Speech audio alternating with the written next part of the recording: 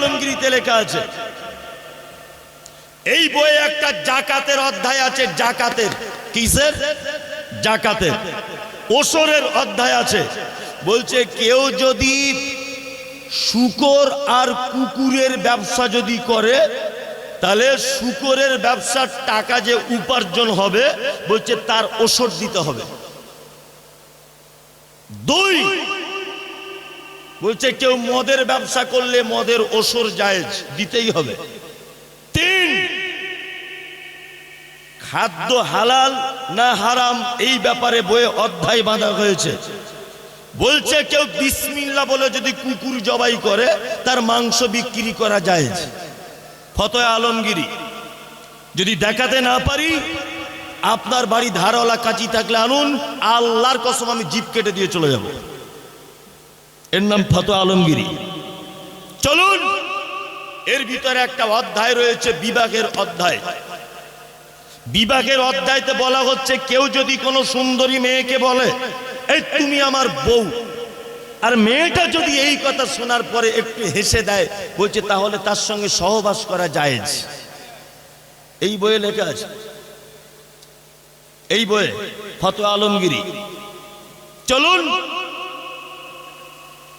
আল্লাহ নবী সাল্লাল্লাহু আলাইহি ওয়াসাল্লাম তিনি বলছেন, একজন মেয়ে বিনা ওলিতে যদি বিবাহতে বসে, তার বিবাহ বাতিল।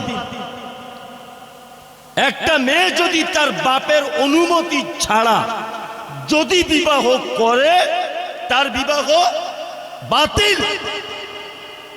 ছেলেটা মেয়েটাকে নিয়ে পালিয়ে গেছে, বন্ধু বান্ধবকে নিয়ে সাক্ষী করে বিয়ে করে নিয়েছে কোর্টে, এ বিবাহ বাতিল। বিবাহ করার জন্য কার লাগবে? ওর বাপের। অনেক সময় আবার মারা মেয়েদের পক্ষ হয়ে ছেলেটাকে ফোন করে বলে তুমি বিয়ে করে না। আমি তো মা, আমি তো রাজি আছি। চলবে না, বেটি মায়ের নয়, বেটি বাপের। কার? বাপের। চলুন, এই ফতোয়া আলমগীরিতে লেখা হচ্ছে কেউ যদি আল্লাহু আকবার আরবিতে না বলতে পারে, কেউ যদি ফার্সিতে বলে, তাহলে বৈধ। বৈধ। এই ফতোয়া আলমগীরিতে জেনা ব্যভিচারের অধ্যায় আছে। ওই অধ্যায়ে লেখা হচ্ছে যে কোন লোক যদি নাবালেগ মেয়ের সঙ্গে যদি যৌবনের সম্পর্ক করে, তাহলে ওই লোকটার উপরে ব্যভিচারের যে হাদ, ইসলামের যে কানুন আছে, ওই কানুন ওই লোকটার উপরে প্রয়োগ করা যাবে না, কারণ মেয়েটা নাবালেগ। তাই এই বই কিন্তু আজও পর্যন্ত বিক্রি হচ্ছে, এক শ্রেণীর মানুষ ফতোয়া দিচ্ছে এই বই থেকে। চলুন, এই বই থেকে সত্যটা প্রকাশ করে দিয়েছি জাতির সামনে। সোশ্যাল মিডিয়াতে কিছু মানুষ দেখছি সাংঘাতিক তোলপাড় শুরু করেছে। মমতাজুল ইসলাম, তোর বাপের ক্ষমতা নেই বইটা আরবিতে পড়ার, উর্দুতে পড়ার বাপের ক্ষমতা নেই। এই বিয়াদব, তুমি আমাকে কেন গালাগালি করছো? এই বইটা তো আমার বাপ লেখেনি, লিখেছে বাংলাতে অনুবাদ করেছে তোমার মতো জিলাপি খোর কিছু হুজুর। কি বললাম বুঝলে না? আমাকে গালি দেওয়ার আগে তোমার সেই হুজুরকে একবার ফোন করে বলো, হুজুর বাংলায় কেন অনুবাদ করলে? বাংলায় অনুবাদ করেছো বলে মমতাজুল ইসলাম জানতে পেরে গেছে, আর সব গোপন তত্ত্ব ফাঁস করে দিচ্ছে। আল্লাহু আকবার। আল্লাহ তাআলা বলছেন একটি মাত্র কথা, ইত্তাবিউ, আনুগত্য করো, মা উনজিলা ইলাইকুম মির রাব্বিকুম, তোমার রবের পক্ষ থেকে যেটা অবতীর্ণ হয়েছে সেটার কথা আনুগত্য করো। দ্বিতীয় আর কোন কিতাবের উদ্ধৃতি দিলে চলবে না।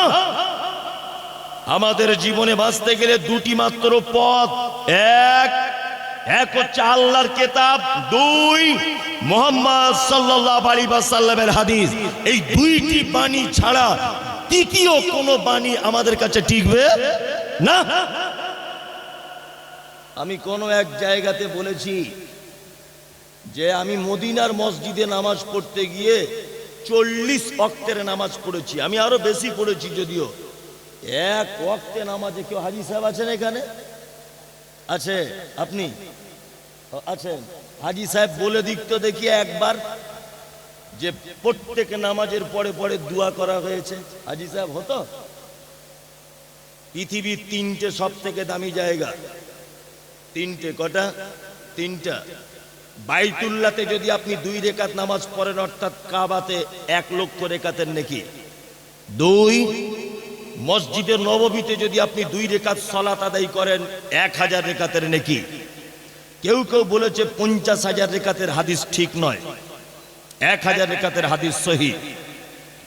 আর একটা মসজিদ আছে, যে মসজিদটা এখন ভাঙার চক্রান্ত চলছে ফিলিস্তিনের মাটিতে, মসজিদে আকসা।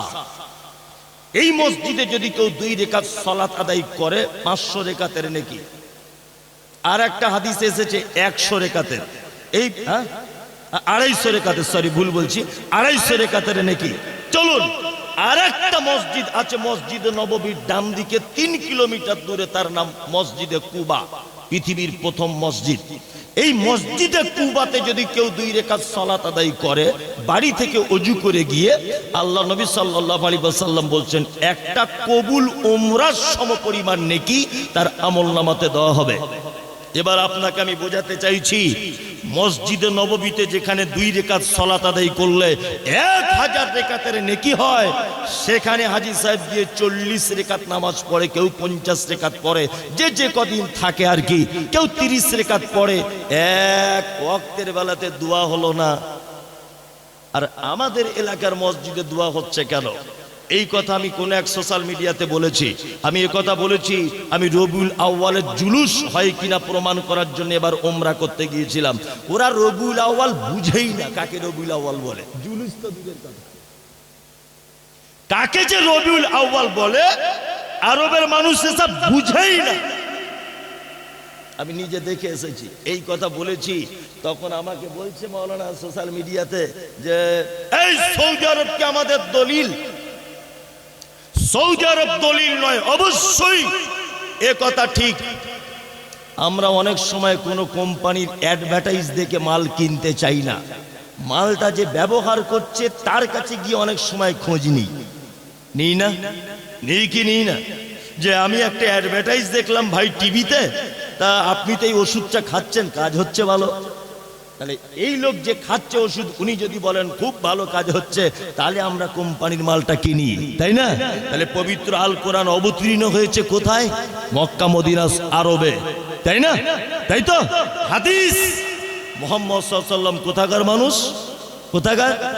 একদম মক্কা মদিনার মানুষ, তাই তো? তাহলে যেখান থেকে ফ্যাক্টরি, ইসলামের মূল ফ্যাক্টরি যেখানে, অনেক সময় ওই জায়গাটা তো একটু লক্ষ্য করা লাগে। আরে ওইখানে যদি লক্ষ্য করা, যদি মুমতাজুল ইসলাম ভুল বলে, সহিহ আকীদার আলেমরা, সৌদি আরবের দলিল দিচ্ছি না, তুমি যে বলছো এটা দেওবন্দের ফতোয়া, এই বিয়াদব, দেওবন্দ একটা জায়গার নাম। তুমি যে বলছো আমি বেরলভী, এটা বেরলভীদের ফতোয়া। আরে বেরলভীতে একটা জায়গার নাম। তুমি বলছো আমি চিস্তিয়া, চিস্তিতে একটা লোকের উপাধি। তুমি যে বলছো আমি আজমিরি, আজমিরতে একটা জায়গার নাম। তুমি যে বলছো আমি ফুরফুরা, আরে ফুরফুরাতে একটা হুগলি জেলার একটা গ্রামের নাম। তুমি বলছো আমি ঘুটিয়াবি, আরে ঘুটিয়া শরীফতে একটা জায়গার নাম দক্ষিণ 24 পরগনার। তুমি যে আবার বলছো আমি আজানগাছির মাযহাবের লোক, তোমার এইগুলো মাযহাব হলো কি করে? দেওবন্দ একটা স্টেশন আছে না, দেওবন্দ একটা জায়গার নাম কিনা, বেরলভী একটা জায়গার নাম কিনা। তা তোমাদের যদি এইগুলো যদি মাযহাব হয়, এই উদ্ধৃতি দিয়ে যদি ইসলাম চলে, এই মুমতাজুল ইসলাম বলছি, যেখানে ইসলামের মূল উৎপত্তি হয়েছে, সেই জায়গাটা তো একবার দেখা অন্তত পক্ষে দরকার, যদিও তারা আমাদের দলিল নয়। আমি সত্যি মাঝে সাঝে অবাক হই, ওই যে 4 লাখ টাকা দিয়ে যে হজ করতে গেল, 4 লাখ টাকা খরচা করে হজ করতে গেছে, 4.5 লাখ 5 লাখ টাকা সব খরচা ওর মিলিয়ে 5 লাখ টাকার হজ করে এসে লোকটা মসজিদে ফজরের নামাজ পড়ে সবাই দোয়া করছে, ও দেখছি করছে। ভালো করে বোঝার চেষ্টা করুন। তা ও কি হজ করতে গিয়ে খেজুর কিনতে গিয়েছিল? ও চোখে কিছু দেখতে পায়নি? হ্যাঁ, ও কিছু দেখতে পায়নি চোখে হাজী সাহেব, যে এইখানে কি অবস্থা চলছে? একবারও দেখতে পাইনি।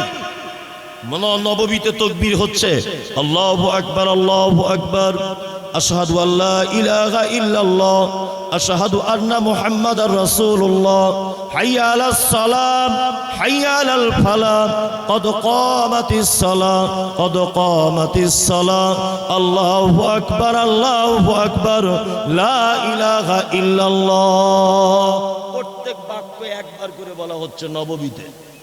কাবাতে একই নিয়ম। হাজী সাহেব দেখে এসেছে কিন্তু একবার করে। বাড়িতে এসে ওই হাজী সাহেব দেখছি মসজিদে তাকবীর দিচ্ছে, আল্লাহু আকবার, আল্লাহু আকবার, আল্লাহু আকবার, আল্লাহু আকবার, আশহাদু আল্লা ইলাহা ইল্লাল্লাহ, আশহাদু আল্লা ইলাহা ইল্লাল্লাহ, মানে 2 নম্বরই হাজী।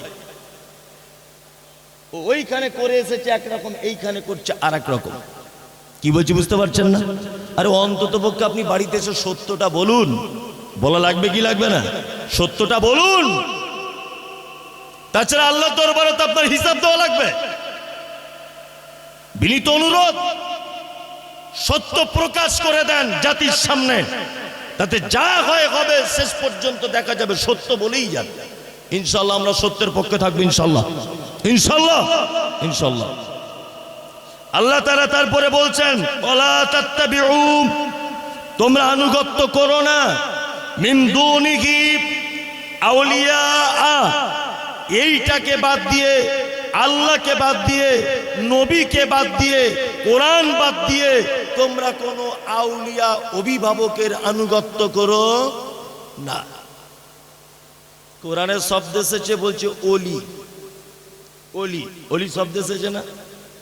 আর হুজুর ব্যাখ্যা করছে বলছে পীরের নাম ডাইরেক্ট নেই, পীরের নাম আল্লাহ মোহাব্বত করে কোরআনে নাম নিয়েছে ওলি। ওলি মানে পীর, হুজুর বলছে।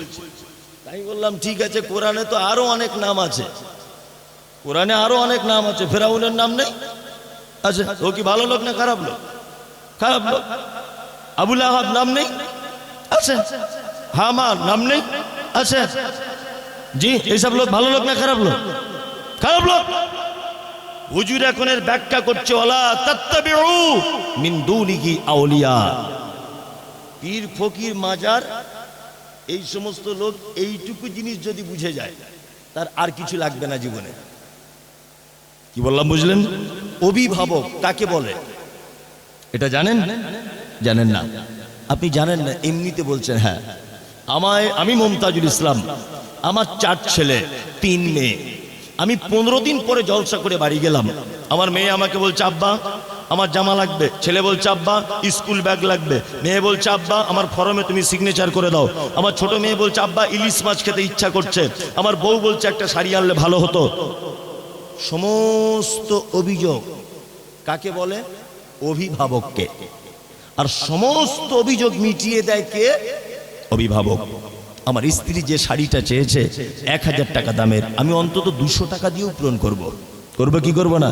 এর নাম কি? অভিভাবক। তাহলে এবার আপনি বলুন, আমাদের সকলের অভিভাবক কে? কে? আল্লাহ। রুজির মালিক কে? আল্লাহ। হায়াত মাউত, সুস্থতা অসুস্থতা, সচ্ছলতা অসচ্ছলতা, সমস্ত ব্যাপারের মালিক কে? আল্লাহ, আল্লাহ, আল্লাহ। আমাদের একজন মাত্র অভিভাবক, আর কোন অভিভাবক নাই। তোমার অনেক অভিভাবক থাকতে পারে। আমাদেরকে অলির ব্যাখ্যা দেওয়া হচ্ছে, বলছে আল্লাহর অলি হতে গেলে বন্ধুরা আমার 30 বছর পর্যন্ত জঙ্গলে বসবাস করতে হয়, বড় বড় গোপ থাকতে হবে, বিয়ে করা চলবে না, হাতের নখ এত বড় বড় হতে হবে, জীবনে সাবান মাখলে হবে না, মাথায় উকুন হয়ে যেতে হবে। এ হচ্ছে মারাত্মক আল্লাহর অলি। আমাদেরকে ব্যাখ্যা দেওয়া হয়, ব্যাখ্যা দেওয়া হয় না? ব্যাখ্যা দেওয়া হয়। বলছে আল্লাহর অলি কারা? বলছে অমুক অলি 30 বছর জঙ্গলে ছিল, এই বড় বড় হাতে তার নখ, মাথায় উকুনে পোকা হয়ে গেছে, একটা ঠ্যাং গাছের উপরে এরকম করে বাঁধা ছিল 15 বছর। আর এমনি কি আর অলি হওয়া যায়? বুঝতে পারছেন না? অলির ব্যাখ্যা দেয়, দেয় না? দেয়। আর মাঝে সাঝে খুব হাসি লাগে। আসলে আমরা এই নকল অলিদের নসিহাত করতে করতে, বক্তব্য শোনাতে শোনাতে আসল অলিদের কথা ভুলে গেছি। আসল অলিদের কথা ভুলে গেছি। 4 শ্রেণীর মানুষের পুরস্কার ঘোষণা করা হয়েছে। এক, আনআমাল্লাহু আলাইহিম মিনান নাবিয়িন। এক, আল্লাহ পুরস্কার ঘোষণা করছেন নবীগণের। দুই সিদ্দিকিন অর্থাৎ সাহাবায়ে গণদের, তিন শুহাদা